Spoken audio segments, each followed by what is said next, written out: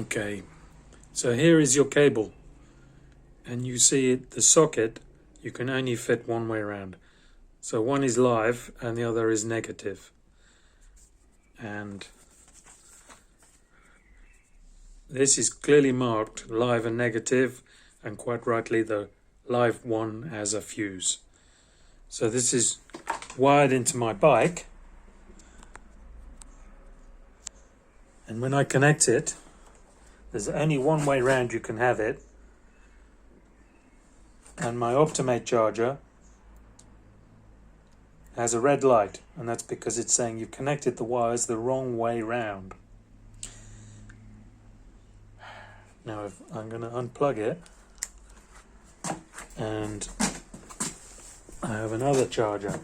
This is Honda, so they're all the same, and when I plug this in, there's only one way you can plug it. Excuse me.